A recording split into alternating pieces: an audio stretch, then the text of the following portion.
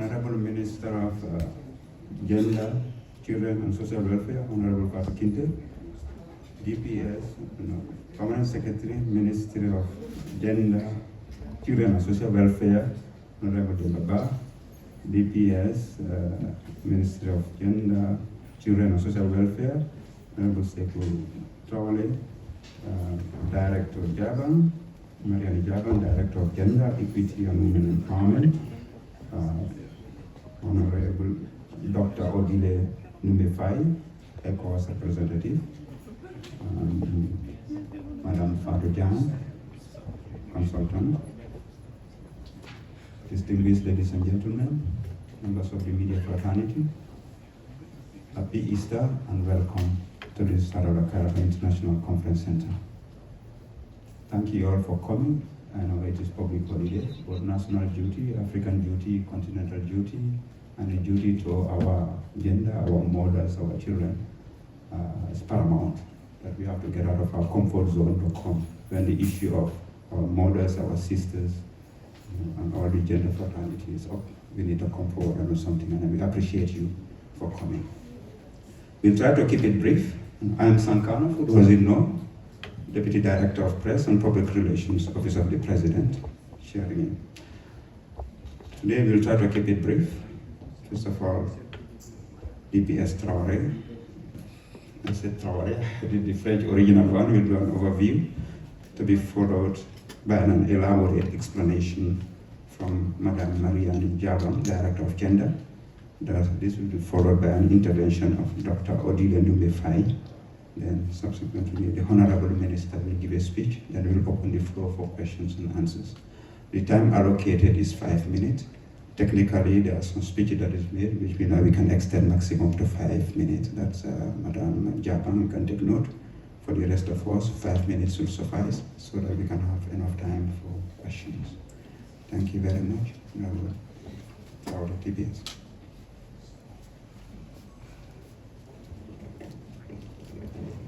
Thank you very much, Mr. Sankano, for that welcome remark. And let me also thank all of you for coming. Honorable Minister, the Permanent Secretary, Minister of Gender, Children and Social Welfare, the Permanent Secretary, the First Lady's Office, ECOWAS representatives here present, WAHU, and all the critical partners that have been involved in the organization of this very important event. As we all know, GBV is an issue globally, particularly in our region of Africa.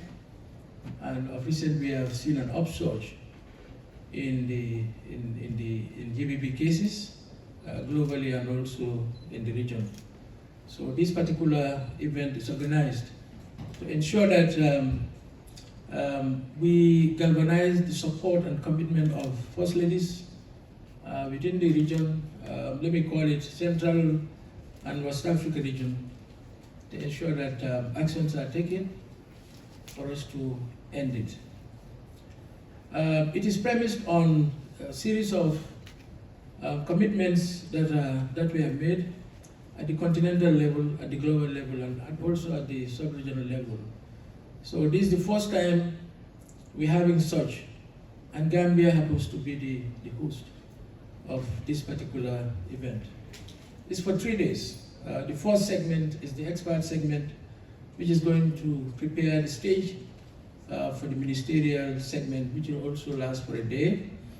Then we'll end up with the First Ladies Forum, which is also for a day. It's starting on the 8th and it will end on the 10th. As I said earlier, the objective of this very important event, is to ensure the commitment of the high echelon, and also to help in strengthening the structures, the existing structures that are in place, to reach out to a larger population, to ensure that we say goodbye to GBV in our region. I'm allowed to speak for only 3 minutes, so I think I will just end it here because we have so many other speakers who are coming, and the Honorable Minister and others will certainly talk about the policy issues, what we have done so far. They will talk about them. And also the partners will talk about the various support that they have been rendering or providing to various SWED Plus member countries in the region. Thank you very much.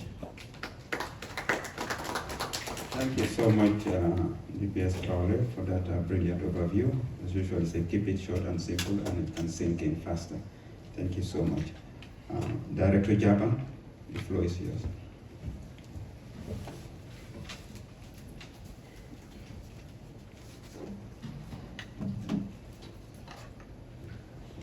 Thank you, Chair. Honorable Minister of Gender, Children and Social Welfare, Permanent Secretary, Ministry of Gender, Children and Social Welfare, Deputy Permanent Secretary, our partner institutions on the high table, good morning to you all. So my task is very simple here. I'm giving 10 minutes to sort of give an overview of why we're having this First Ladies Conference against zero tolerance of sexual and gender-based violence in the first place. So this overview will be sort of categorized into 3 areas, looking at the regional structures in the first place, then how it feeds into the state, and then down to our communities and what we're doing as a government to respond to issues of sexual and gender-based violence. So we cannot domesticate as a country without answering to the regional call. So the regional call is usually protocols, instruments, acts, as well as frameworks that sort of tell nation states what to do. And for sexual and gender-based violence, the first one, which is sort of legally binding, is the Mobutu Protocol of 2003, which sort of feeds into the African Charter on Human and People's Rights, also looking at the rights of women in Africa. So this is the first or the premier legally binding instrument explicitly asking nation states within Africa and mandating us to prohibit, to prevent, as well as punish all sorts of violence against women and girls. So we sort of now as a state we're obliged to this obligation as well as commitment which are stipulated in these conventions. So we sort of have to move from the regional. For instance, ECOWAS has the policy on sexual harassment and gender-based violence within West Africa, which I think we validated in 2021 in Dakar, Senegal, if my memory serves me well. So having said this, we now have to take these conventions and protocols and sort of trigger it down and domesticate as a nation state. So this week, an entry point will be the demographic health survey, which sort of gives us an analysis of the gender gaps as well as gaps in responses when it comes to sexual and gender-based violence. If you look at it, notably when they ask, is it justifiable for a husband to beat a wife for either burning the food or going out without telling them or using contraceptive without their consent? You can see 50% of women agreed that it was justifiable. So you can see the pattern of behavior is embedded within our societal context itself. Within this 50%, you had 35% of men who also agreed that it was justifiable to beat their partner, which falls under what? Domestic violence.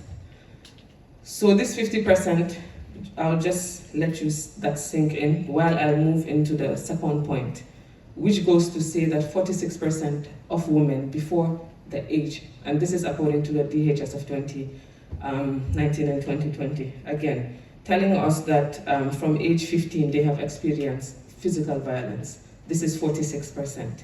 It has not touched on the sexual violence, which the status quo is 1 in 3 women will experience sexual violence before the age of 15 and 49. But then let's take into the realities on the ground. Within the global context, we all know that sexual and gender-based violence happens mostly to girls before the age of 15.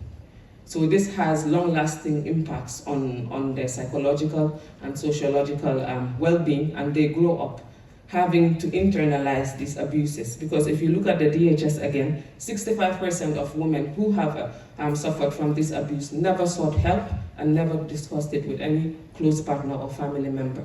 Only 26% of their statistics came out that they went to sort out for help. So that means we're living within a societal space where people are afraid to speak of the abuses, whether it's rape, whether it's sexual assault that they have encountered, even below the age of 15, and they have to live with it for the rest of their lives. This sort of brings me to why we're here in the first place. So now that we have had the regional bloc calling us to take these steps, the statistics have now spoken for themselves within the country context. And because of this, we sort of have to ground it down to our level as a state. So we have the acts, the Women's Act of 2010, we have the Sexual Offences Act of 2013, we have the Domestic Violence Act of 2013, all speaking to us as a state as to what we should do.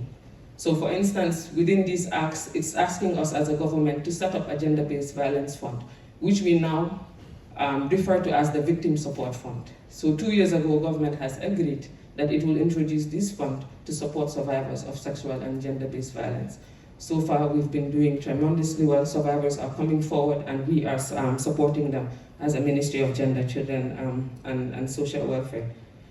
Of course, we cannot forget the Women's Act of 2010, but most importantly, recently Cabinet approved in September 2025, the first ever sexual and gender-based violence policy, strategy, and costed action plan, courtesy to the SWEP Plus project. I think this was a big step towards the elimination, as well as demonstrating as a ministry our zero tolerance against sexual and gender-based violence. So moving from these documents, we also come to the services that we use to respond to the sexual and gender-based violence. The Ministry of Gender, Children and Social Welfare has a shelter for survivors of sexual and gender-based violence in Backwater. We have the National Steering Committee on FGMC. We have the Hotline 199 and the Gender Management Information System. We have also free legal services being offered by the Female Lawyers Association of the Gambia. So it's usually pro bono, free of charge for survivors of sexual and gender-based violence who choose to report and pursue the court system. As I mentioned earlier, we have the Gender-Based Violence Fund, and in the pipeline, in the heart of the ministry, is the launching of the Sexual and Gender-Based Violence Courts, which will be launching very soon for these cases to be fast-tracked, and then perpetrators will be held accountable, and then justice will be achieved for the survivors. In countries like Liberia, since we're looking at the regional context, they have established strong he-for-she clubs. So you can see it's well established, as well as within the school system, they also have body club systems, which they really are proud of because it's being used as an agent of change for sexual and gender-based violence. In Ghana, our colleagues will brag about having a domestic violence secretariat established within the ministry just to look at issues of sexual and gender-based violence. In countries like Nigeria, they also brag about having an interministerial committee that is responsible for gender-based violence management. So this management committee is chaired by the Attorney General and Minister of Justice, and then co-chaired by the Minister of Gender responsible for women's affairs in Nigeria. But then without this overview, I don't think we will do justice to this without looking at sexual and gender-based violence within the context of young boys also and men. We have seen rising trends within the region of men coming out to complain, even within the office space, about their wives abusing them, having to suffer sexual and gender-based violence at an early age, and they're not allowed to speak about it. Why? Because men are told to be strong, to sort of keep their feelings in. So they grow up with this, and it sort of has a backlash because sometimes things will be triggered, and most of them, you will see that the backlash comes from these violences that they have internalized from a young age as boys. So I think what we try to do here is to sort of give you what is available. Of course, time will not permit us to state everything, but I've tried as much as possible to sort of summarize where all of this comes from within the regional bloc, the sub-regional bloc, which is ECOWAS, and how it triggers down to the state, and then the people receiving the services through the shelters, for instance. So I think it's a good point to conclude, Mr. Chair. I think my task here was very simple. I've given the general overview of the protocols, the instruments, and as well as the frameworks that sort of tie us to this context of addressing sexual and gender-based violence and what we have done as a government and as Ministry of Gender to sort of fight as well as encourage the zero tolerance against sexual and gender-based violence. And we also have to conclude by thanking the private sector because they are also not left behind. We have institutions within the private space as well as the National Human Rights Commission who are pushing this agenda forward. Action 8, I think it's worth highlighting. You have parastatals like NAWEC who have developed their national gender policies, sort of encouraging women's empowerment within the workplace as well as the private sector. So thank you so much for your time. Thank you, Doctor, for highlighting that background, and then interesting to have innovative stuff. Having a gender-based violence court is going to help, in the speedy dispensation of justice. And that is a very brilliant step, and we applaud your ministry and all departments for that step, in addition to all other steps that are taken. Now, I'd like to invite Dr. Odile Numefai, representing the ECOWAS, with a few remarks. Doctor?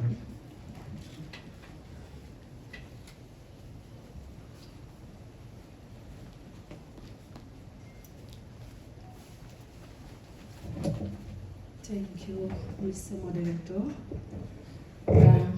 My name is Dr. Odile Numefai. I'm the Program Officer in charge of Gender and Civil Society at the ECOWAS Gender Development Center. But I'm also the coordinator of this First Lady Forum that we are organizing very soon in the Gambia. I would like, before any other word, to thank the government of the Gambia for accepting for accepting to organize this First Lady meeting in the Gambia. And later on I will explain why we have chosen Gambia to organize this First Lady meeting. It's very important for us. I would like to thank the government, through the government, I want to name the Ministry of Gender, Children and Social Welfare for the commitment, and also the Office of the First Lady represented here by Madam Halima. Madam Fatou Kinte, on behalf of Madam Commissioner, we would like to address our sincere thanks to you.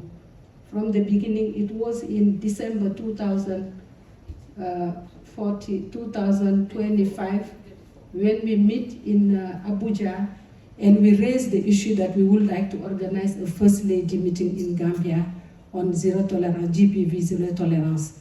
And Madam accepted that idea, and she presented to the Office of the First Lady, and the office also support the idea, is why we are here in the Gambia. And why we have also choose the Gambia is because of the issue of gender-based violence is very critical in West Africa.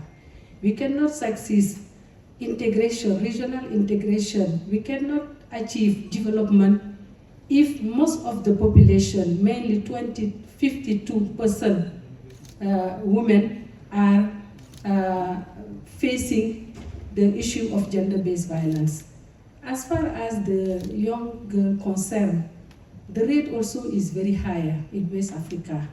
We have the youngest region, the youngest population in the world, and we need to build on the human development capacity for the region if we want to succeed to achieve our goal on regional integration. And the Gambia is playing a key role. We know the key role playing by Madam, the First Lady on the Gambia to end GBV. Is why we propose to come to the Gambia, but we know also the very good work that the Ministry of Gender, Children and Social Welfare is also doing. Madam Marianne has raised all what they have done, and we support all the work they are doing. Because in ECOWAS, our rule is just to give direction with the population, to work with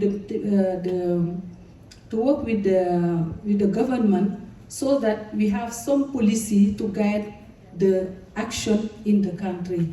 And for gender-based violence, this is what we are trying to do. And for this meeting, ECOWAS will be represented at a very high level. The president of the ECOWAS Commission will come because it is very important for us. He is from the Gambia, but he is the ECOWAS chair of the president of the commission, and he do a lot regarding gender-based violence, how we can tackle them in the region. Today we have some policies. The policy on how to respond and to address, to prevent and respond to gender-based violence, but we have also policy on how to respond and address also the issue of sexual harassment in the region. And this is policy that ECOWAS is developing in the country. Yes, I will summarize in French after. And the other point that I would like to raise is the fact that we are not alone in this organization, except the fact that we are in partnership with the government of the Gambia. We work with World Bank. We work also with WAHO, West Africa Health Organization. We have also UNFPA. We have worked hand by hand to organize this activity in the Gambia, because all of them, they are part of the SWEAT project. But part of the SWEAT project also is 7 countries. We have Burkina, we have Mali, we have Mauritania, we have Chad, we have Senegal, we have Togo, and we have the Gambia. This is the 7 countries that we have. We have invited all these countries, but also we have invited those who have already SWEAT in their country, mainly Cameroon, Republic of Central Africa, and even Nigeria, and Republic of Sierra Leone. This is how we are, the main guest that we have invited. Madam Minister Melbishi will later on develop on it, but I wanted just to raise that issue. Let me just, before I conclude this speech,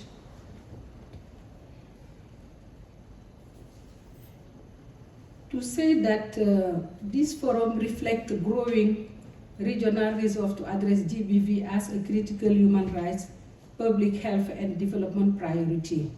And we will, during that forum, adopt a regional roadmap on zero tolerance on GBV. It is very important. It's why we want to galvanize the commitment of the First Lady to say, now let us agree that we will end gender-based violence in our countries. The other thing is that we will launch a First Lady Alliance against GBV, because the problem is not only having a commitment, but we need to have a mechanism for the follow-up. Is why we are launching also the Alliance of the First Lady against GBV. And the last issue that we want to raise during this forum is the joint declaration on prevention, protection, and accountability.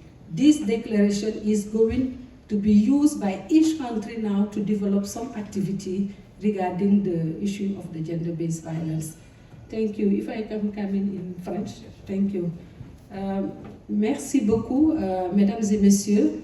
Je voudrais, avant tout propos, remercier le gouvernement de la République de Gambie pour les excellentes conditions de travail mises à notre disposition dans le cadre de l'organisation du Forum des Premières Dames de Banjul.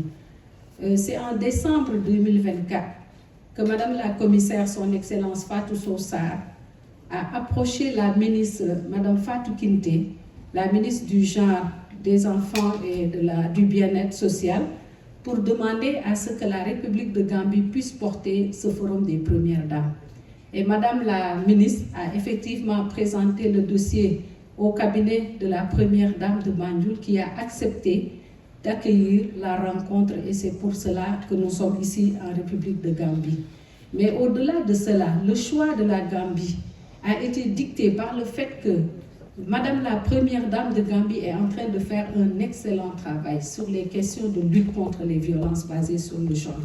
Et nous avons voulu faire un écho à ce travail remarquable, mais également au travail remarquable qui est en train d'être fait par le ministère du Genre, des Enfants et du Bien-être social. Madame Marianne l'a dit tantôt, tout le travail que la République de Gambie est en train de faire à ce niveau, et vraiment que la CEDEAO salue énormément. Parce que notre rôle en tant qu'institution régionale, c'est de voir comment nous pouvons encourager des initiatives, développer des politiques et encourager des initiatives au niveau des États membres pour que les politiques, en tout cas, puissent prendre forme dans les pays. Et donc, comme vous le savez, nous ne pouvons pas réussir l'intégration régionale. Nous ne pouvons pas développer nos États si 52% de la population, que sont les femmes, sont exposées aux questions de violence basées sur le genre. Parlant de la jeunesse des jeunes filles, nous sommes la région la plus jeune au monde. Et nous ne pouvons pas, comme on le dit en français, nous payer le luxe d'exposer les filles aux violences basées sur le genre, notamment les mariages d'enfants, les mutilations génitales féminines, etc., qui aujourd'hui sont en train de plomber les efforts régionaux dans le cadre de l'intégration, dans le cadre du développement de la région. Donc, vraiment, l'idée, c'est de voir comment galvaniser l'engagement des premières dames pour justement dire non aux violences basées sur le genre dans l'ensemble des pays souhaitent, mais également avoir une feuille de route qui va nous permettre de développer des activités dans les pays et nous adosser sur une alliance des premières dames des pays souhaitent pour pouvoir accompagner cette feuille de route.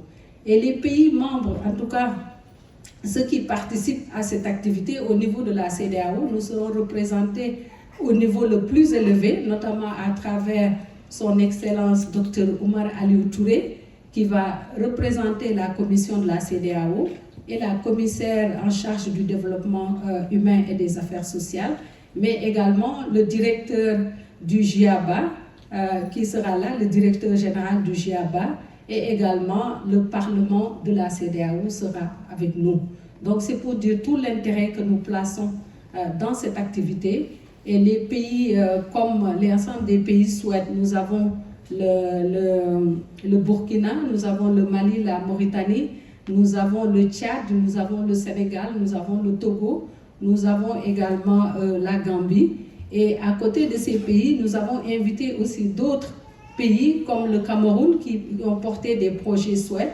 Nous avons invité également la République centrafricaine, nous avons invité la République fédérale du Nigeria et nous avons invité également la République de Sierra Leone. Donc voilà, mesdames et messieurs, en guise d'introduction, ce que je voulais dire, voilà, en guise d'introduction. Je vous remercie. Merci beaucoup, Doctor. Thank you so much. And I have the honor to invite the Honorable Minister of Gender, Children and Social Welfare, Honorable Fatou Kinte, to focus on government commitment, policy, and enforcement.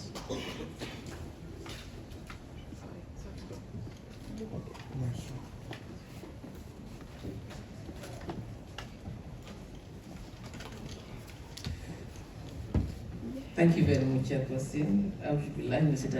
Bismillahirrahmanirrahim. The Chairperson, the Permanent Secretary, Ministry of Gender, Children and Social Welfare, and staff of the Ministry of Gender, Children and Social Welfare, the ECOWAS, our representatives of development partners, members of the National Women's Council here present, the First Lady's, the Permanent Secretary, also the First Lady, and staff of all government institutions present here, the consultant for this program, the media, all protocols duly and respectfully observed. This week is going to be a very busy week for the Ministry of Gender, Children and Social Welfare and the government of the Gambia, because we are hosting one of the biggest events, a meeting of experts, ministers and first ladies, to look at the issues of gender-based violence. I want to thank very much the SWET project and all partners for making this happen and for all the support. As Madam Odile has said, it started in 2014 December when we had the steering committee meeting of the SWET project, when we conceptualized of this meeting, and then it was transmitted to the office of the First Lady and endorsed. From that time to date, a lot of work has gone into the preparations to make sure that this meeting takes place successfully.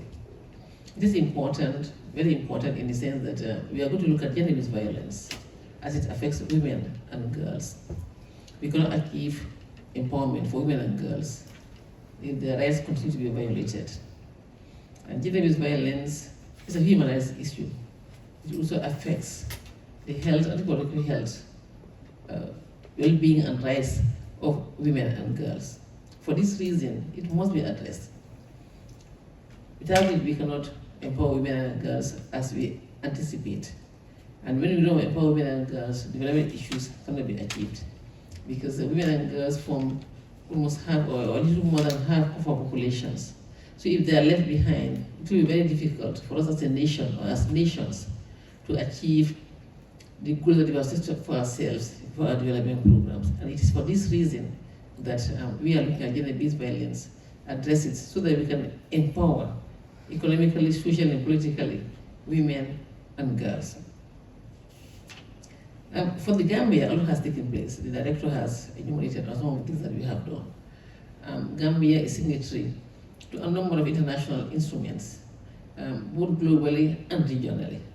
And such as the CEDAW, the CRC, and some have also been mentioned by colleagues who spoke earlier. Signing these instruments is a commitment that we have made as a country to protect the welfare of the women and girls of this country. And following the signing, we translate the signing, the commitment into action through policies, programs, and strategies, and also legal frameworks.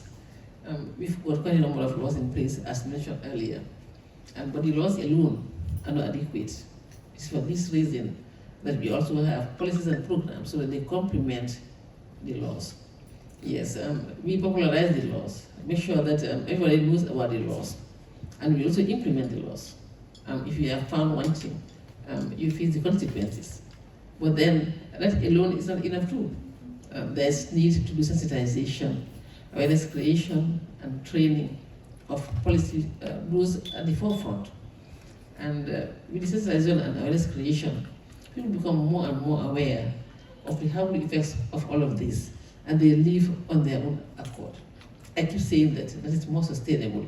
Yes, the laws are very important, and I support them 100%. But then it should go together side by side with the awareness creation so people live on their own accord. This is the reason why we see some of the gender-based violence which are entrenched in our culture and our societies. People are stopping them gradually. They are dropping, like FGM and child marriage. But there's also gender-based violence, bodily harm, and also sexual harassment, which is also very deep-rooted in some of our cultures. And the only way we can reduce is through advocacy and also policies and laws. In the Gambia, for all of this, we have adopted a holistic approach to programming. By that I mean we address or approach entire communities, men, women, religious leaders, traditional leaders, young people, and women themselves. And because of the work that we have been doing over the years, now we are seeing NGOs of young people also coming up and addressing the issue. They are important in the sense that their audience is young people. And if young people become aware and they stop, when they become adults, there's no doubt that we can eliminate, reduce drastically or even eliminate gender-based violence of all its forms. So this is why it's very important to get the young people on board. For the figures, they are key in all of this. We all know how important hospitals are in our countries. And they take up support in various forms. And they do a lot of advocacy, awareness raising, and they also mobilize resources. Already they are very much involved in increasing awareness on the harmful effects of FGM, child marriage, gender-based violence. This meeting or this forum is bringing them together from the SWET countries to further strengthen their mobilization, just to make sure that we are able to address the issues more and more effectively and efficiently. And by the end of this meeting, the first days will come up with a sort of a declaration, and we will use that in our programming to make sure that we address issues of gender-based violence at all levels. In addition to some of the things that the director has enumerated on, there is something that we did which has been very, very effective. Because for the Gambia, there was a time when you report a case of gender-based violence to the police, they will dismiss it as a personal family matter, not warranting police intervention. So what we did with funding from the UNFPA was to approach the police, and we integrated gender and gender-based violence into the training curriculum of the police training academy. This was followed by the development of the training manual for the police. And then we trained 35 police officers, 35 police officers on the use of the manual.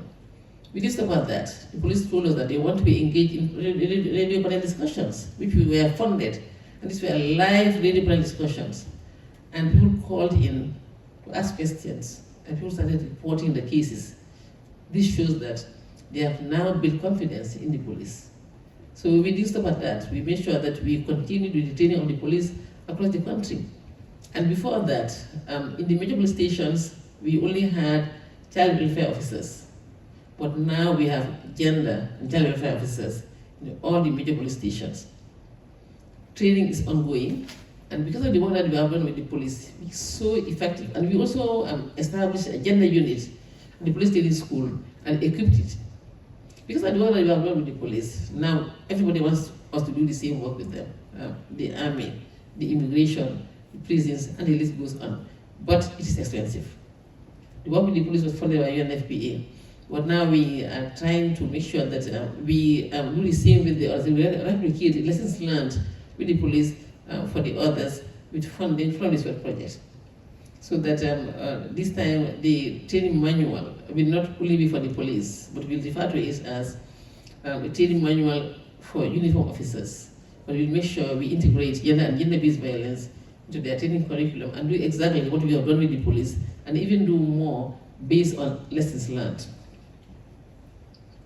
We also have a specialized court. This quarter, which is the second quarter of the year, will be inaugurating the court for gender-based violence. And this is simply because cases stay too long in the courts. And as a result, victims get frustrated and they withdraw their cases. This is not good for us at all. It's for this reason that we have approved UNFPA and we got funding, and the court is almost ready now. And we also got additional support from UNICEF for the equipment and the furnishing of the court. So the court will be inaugurated and handed over to Minister of Justice so that we can start addressing cases of gender-based violence in a timely manner. But it's only one court, and that's never enough. And we'll be looking for support to decentralize and make sure that in each of the regions we have a specialized court, of course, based on lessons learned. And I want to say here that we are one of the 6 countries in Africa to have such a court. And I think that deserves an applaud for the government of the Gambia. The GBV fund has already been mentioned. GBV is a human rights issue, it's a reproductive health issue, it's also a social issue. And I want to say that what we can do, what next can we do? A lot is being done. The cases have been reported. We have the one-stop centers across the country in all the major health centers. And in the one-stop centers, we provide we do the supermarket approach of service provision. When a victim walks in, the police are there, the nurses are there, social workers are there, and the legal people are also there. We all provide services at one time. That's why we call it the one-stop center. And similarly, we also have the shelter for victims of this violence. And the call center, when you call and you report a case, depending on your location, we refer you either to the one-stop centers or you come to the shelter at Backwater. For the shelter at Backwater, we have a vehicle. It is for emergency response. And then the victim is rescued and brought to the shelter. It's a temporary shelter. But there again, we provide all the services which are required. If the person wants legal action, then of course, we provide pro bono services, give him or her all the support for the pro bono services. What is to be done now? I think we should consolidate our gains that we have registered and scale up. And at this meeting, we will learn from each other's experiences and see how best we can complement each other's efforts. And again, one thing that also needs to be done, I think there's need for us to go on for joint programming and then strengthen our cross-border initiatives. We are doing quite a lot with Senegal, but this needs to be further strengthened. And I strongly believe that we should also go in for joint programming and then come up with more stronger initiatives, learn from each other, and consolidate on the gains registered and scale up. This 3-day meeting is very important for all of us, and the experts meeting, whatever the experts have agreed upon, will feed into the ministers' meeting. And whatever the ministers have also agreed will also feed into the meeting of the First Ladies. That's what makes it very important. And I want to thank ECOWAS very much for choosing the Gambia for this very important meeting, the first of its kind for this project. And I have no doubt that by the end of the 10th of this month, we come up with concrete actions which we will all be able to implement in our different countries in a bid to reduce and eventually eliminate gender-based violence from our countries. But then there is the support for male involvement here is key. We cannot get it done alone. Men must come on board. The police are already on board. And the other uniform officers also want to come on board. The general public also needs to come on board. That's why the holistic approach to programming is important, because it addresses everybody. So our colleagues in the media, you also need to come on board by sharing the message and distributing the message, and making sure that the information on gender-based violence reaches every corner of the Gambia, and everybody becomes aware, and together we can reduce and eventually eliminate. It's an issue which cannot be done in isolation. Everybody has a stake in it. Government, CSOs, the general public, all of us have a stake. The donor partners, the development partners, everybody has a stake in it.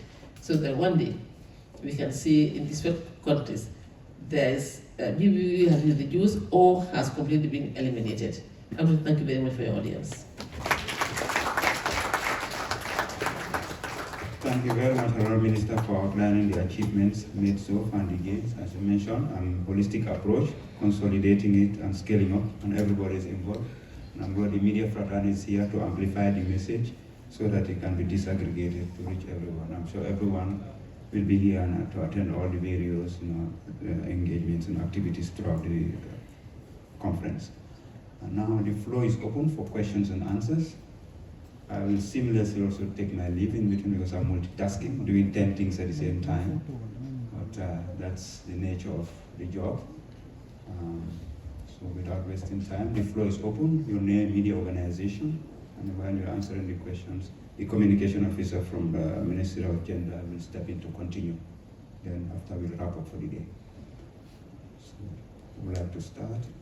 Yeah, name and media organization and the officials, your question is direct. You have a floating mic?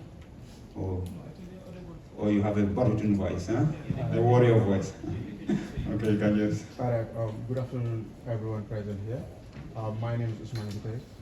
Okay, when I was coming here, actually, I came with a lot of questions, but during the various speeches by experts in the network against gender-based violence, I believe some of the questions were answered.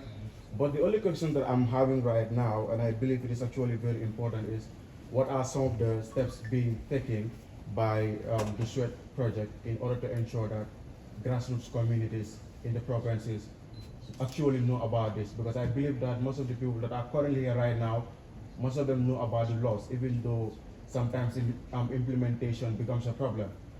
Despite the fact that you're actually coming up with programs whereby the police, and other relevant stakeholders, the courts, are all coming up in order to ensure that perpetrators of gender-based violence are actually charged for their actions. So what are you doing right now in making sure that remote villages can actually know about it? Because I believe that if they know about it, they will help in reporting cases, listing, and actually support change. What are you doing in implementing that? The question is directed. Maybe the director of Gender Equality and Women Empowerment.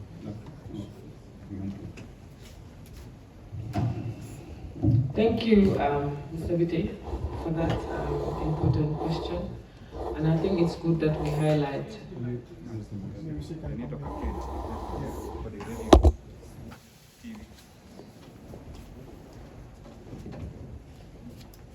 Thank you, Mr. Vite, for that important question, asking about the regional implementation of tackling sexual and gender-based violence in the Gambia. So I will begin by looking first at the structures that we have in place. If you remember from the 1980s, what you used to hear was Women's Bureau, the Women's Bureau, and the Department of Social Welfare. which as from 2019 sort of went through a restructuring process where the Ministry of Gender, for the first time in the history of the country, was established. So it's now the Ministry of Gender, Children and Social Welfare. So under this ministry, you have the different directorates. You have the Directorate of Gender, which I am currently the director. You have the Directorate of Social Welfare. You have the Directorate of Children's Affairs as well as Planning. So as we mentioned earlier, we sort of use not a top-bottom approach, but a bottom-up approach in handling cases of sexual and gender-based violence. So within each of these directorates, we have personnel in each of these regions that are stationed. So whether starting from Banjul, which is the capital, you have the regional gender officer responsible, housed where? At the Banjul City Council. In Kanifing, you have the regional gender officer responsible, housed at where? The Kanifing Municipal Council. You go to Birkama, you have the West Coast region, you have the social welfare officer as well as gender officer stationed in Birkama. So with these structures, they sort of serve as the mouthpiece between the regions and the Ministry of Gender, Children and Social Welfare. So the Directorate, the Office of the Permanent Secretary, as well as the Office of the Minister. So they report back to us on what is happening at the region. That is one structure. The second structure is the National Women's Council. So this constitutes of a woman representative from each district in the Gambia. So they are sort of within the community space telling us the issues of women, and we sort of develop the programs through funding from our partners to sort of address the issues or the challenges that these women are facing. We have the Bajamigo structures, which are also prominent women within the community and the regions who sort of feed us on the challenges that women are facing within the region. We have the school clubs, Nene, if my memory, yes, so you have the mothers clubs, within the school space, who are particularly looking at sexual and gender-based violence, among other issues, within the school space and how they go about amplifying the voices of students as well as people confined within these spaces. So we have the structures. From the structures, we move to the programs. So we use a program-led approach. We sit, having received these challenges, we sit at the Ministry of Gender and come up with programs. We come up with interventions. We come up with interventions as well as activities that will sort of address the challenges. So you mentioned sexual and gender-based violence. Yes, if we have regions complaining that we sort of don't have a jurisdiction to go and report or a case overseeing sexual and gender-based violence within the region, it is our responsibility to engage the legal system and find ways of bringing about effective change within these communities. So from the program design, we move toward funding, which I think both the Honorable Minister and the DPS have highlighted on. It's very important because government cannot do it all. So this is where partners that we have on the high table come in to give us funding to implement these programs. So at the end of the day, I think this restructuring has gone a long way to ensuring that no woman, no young woman or a girl child is left behind in our implementation. We use a holistic approach. We don't just focus on one community. It's nationwide, whether it's economic empowerment, whether it's addressing sexual and gender-based violence, whether it's women's political participation. We never implement activities in one region. When we do or have interventions, it's nationwide. We're not restricted to a particular region, which I think by 2030, we can say we have achieved, if Allah willing, the target of leaving no Gambian woman behind in terms of our implementation. Thank you. Yeah, thank you. Thank you. Honorable Minister, you raised your hand. Would you like to say something? DBS, would you like to say something? And after that, we'll take one more question and we close. We have a lot of information. The press release will be dispatched, and then you can participate throughout the week to get additional information. All your questions will be out. We are going to have a press booth whereby experts and partners will be answering questions directly. So after that, we take one more question, and then we call it. Thank you very much, Sagano. Well, just to answer your question directly about what SWED is doing to ensure that GBV is addressed nationwide. Just to inform you, we are using a whole of society, a whole of government approach to ensure that all partners are involved At the community level, we are doing community outreach programs through the various media channels that we have. These are community radio stations. We are also using traditional communicators and also religious groups who are very critical in ensuring that a larger population is targeted. They're using their pulpits. We are training the traditional communicators and also providing equipment to them through, because the SWET program is a partnership in which you have other UN agencies working hand in glove with the World Bank in ensuring that there is an increase in awareness and also actions are taken in the area of GBV. Now, at the government level, we have the police child welfare officers in all the police stations that are registering cases of GBV.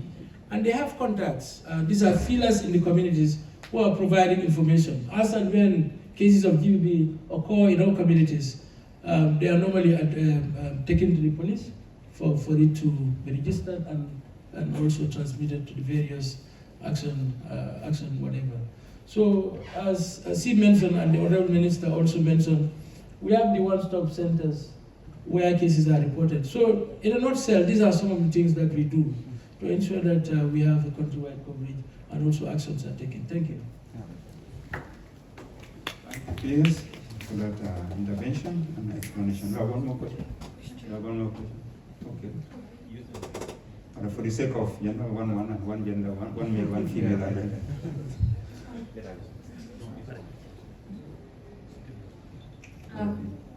Thank you for giving me the opportunity. My name is Kumbali. I work with the Gambia Daily newspaper. My question will be directed to the Honorable Minister. To get into the question proper, regarding the policies and the accountability, what concrete policy reforms are currently being prioritized to address gender-based violence in the sub-region, and what timelines are attached in its implementation? So my second question is victim center, survivor center approach. I would like to know what measures are in place to ensure that responses to gender-based violence of survivors are informed and culturally sensitive. Can you please tell us how legal, medical, and psychological services will be integrated to support survivors holistically? Thank you.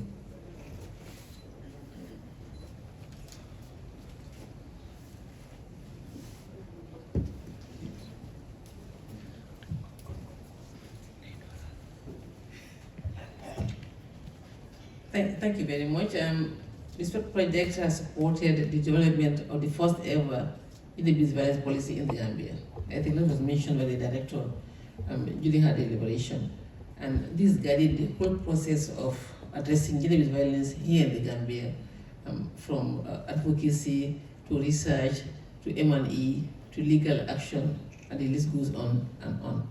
Yes, I missed a second question.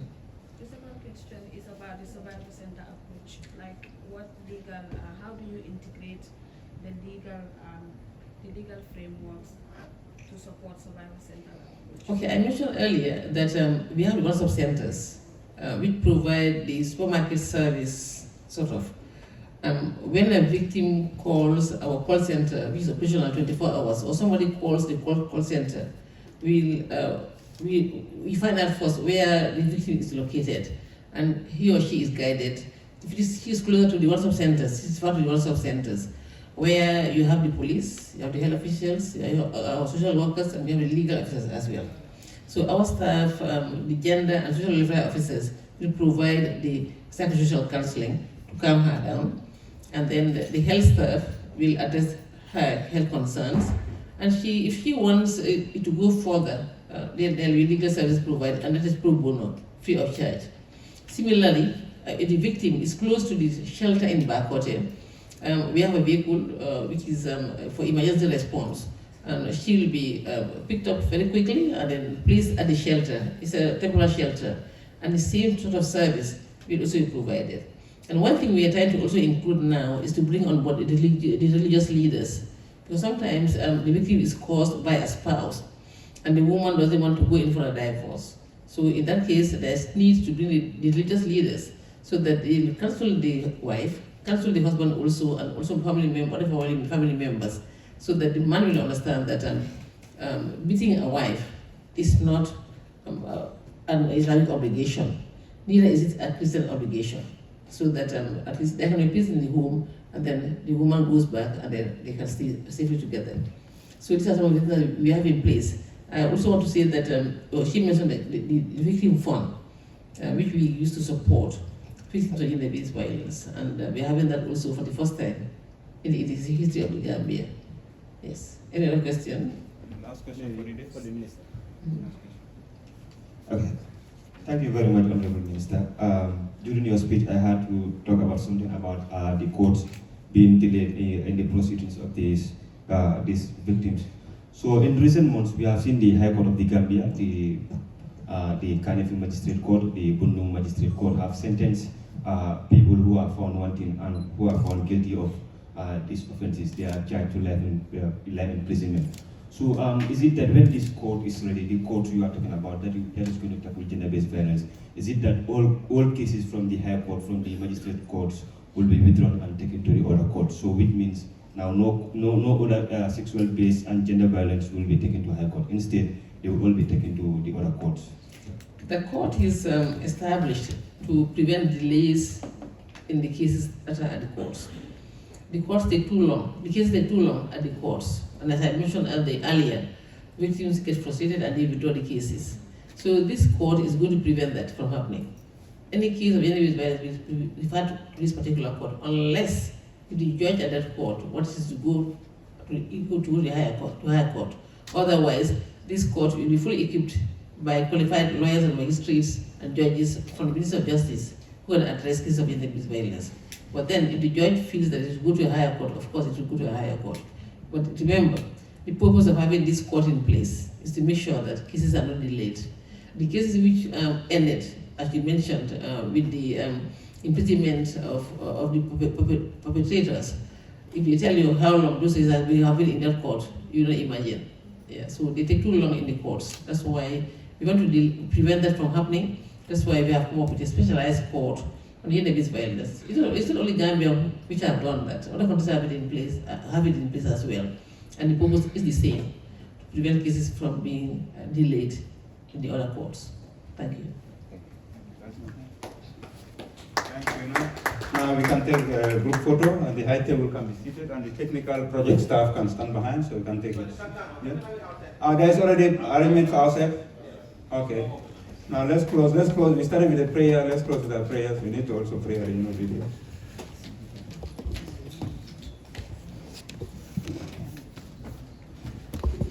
Thank you all. Wish you all a very successful week. Be part of it. Be active. There's no question.